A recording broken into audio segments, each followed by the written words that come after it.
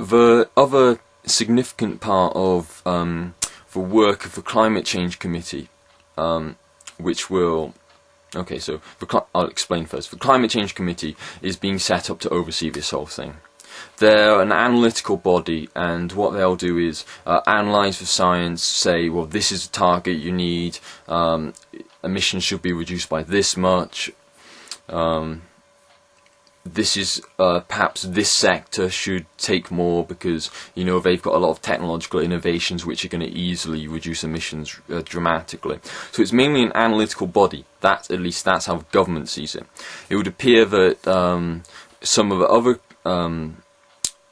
committees think of it as more useful in auditing government policy, and you know, obviously this is powerful stuff, because, you know, if a government are going on with their road building plan as they are at the moment, then that is in no way consistent with mitigating climate change. So, in theory, if these committees got their way, and, you know, we had a powerful climate committee, then airports and roads and all sorts of innately high carbon development couldn't happen. So that would be really powerful, you know. But so that seems to be one tension. We'll just have to see how this goes, where because this is all pre-legislative. This isn't actually, the climate bill hasn't in any form hasn't gone to Parliament. So when it goes there, then there's a whole other battle to actually get to tag on improvements, apart from what's happened in this consultation.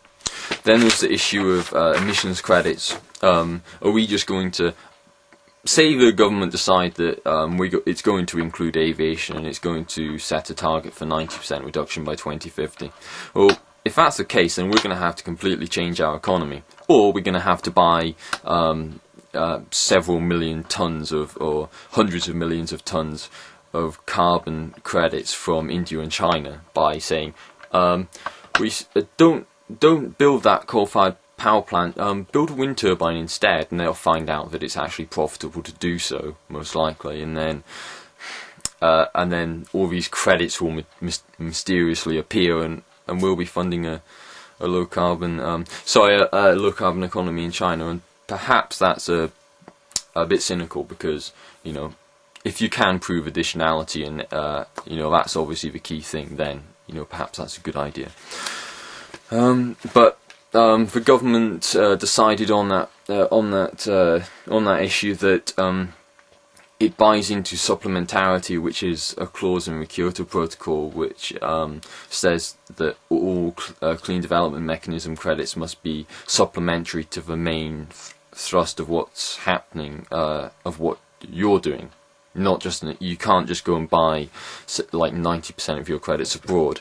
I'm not entirely sure, or even slightly sure, what supplementarity actually adds up to. Does it mean that I mean, would 10% of credits be supplemental, or would half be supplemental, or, you know, 5%? What's the maximum? I'm not sure on that, but I'd guess it couldn't be more than like 10% or something along those lines. Another point which seemed to be quite significant was the special joint committee set up recommended that the bill should require government to table substantive amendable motions for debate in each house to allow Parliament to consider and approve the report of the committee, which is so yeah, this is a really interesting idea. So that every time the climate committee comes up with a proposal, then rather than the government quickly having a look at it and saying, yes, we'll go with that advice, or no, that's too politically inconvenient, there would actually have to be a bill put before the House saying, we accept the climate committee's bill, and then the House would have the opportunity to amend it. So it would kind of be like an opt-out thing, which is interesting. But the government claim that this would be highly unusual, and this is the job of the House business managers in terms of, you know, what is put forward in terms of bills. it may just be unusual, and the Joint Committee, which includes people from the House of Lords and the House of Commons, may just be in some way insanely deluded that you can include in a bill the idea that motions are put forward, but more likely it's a really powerful thing to do, and the government are just scared about it. One of the bits tacked onto the bill is the carbon reduction commitment. The carbon reduction commitment is a cap and trade scheme within the UK, but targeting less energy intensive industries. So things like supermarkets or bottling plants, or anything that is a significant size business but doesn't use a significant amount of energy per unit product. Now, I mean, this is obviously a good idea, and everyone knew this was coming. It's the more, well, not the more the better, but there's obviously a gap whereby a large number of industries, and particularly retail, are completely out of any government policy at the moment to tackle climate change. It's just it just highlights the fact that the government haven't really got serious about this yet. Now, the interesting thing about the carbon reduction commitment is that I happen to know a bit about it already, and it's designed specifically not to cost industry a penny.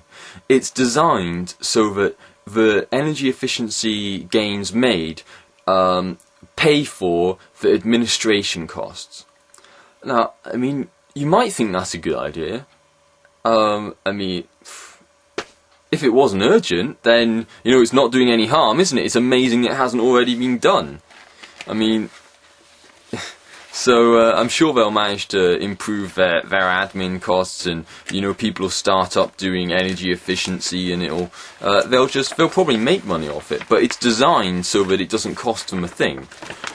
But then I just come back to the first statement: climate change is the greatest challenge facing our generation. So in what sense does a zero-cost scheme represent the sort of place where we want to be?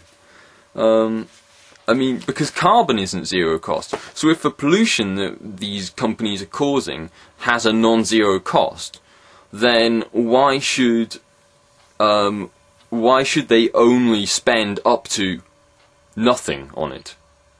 It seems to me that there's a case to be made for putting a value on the carbon, somewhat artificial value, I guess you could say, because there's not a market value at the moment because we don't have a global cap. Perhaps what the DEFRA uses for its estimates, around £70 a ton, and then using that as a basis for the cost, going up to $70 a ton. So internalising the cost of carbon in the improvements that they are forced to make. But it just is completely out of line with the start of this document. So I just thought that was funny. And it says, the CRC will therefore help ensure that effort for addressing climate change is spread better across the UK economy. So by effort they mean zero net cost.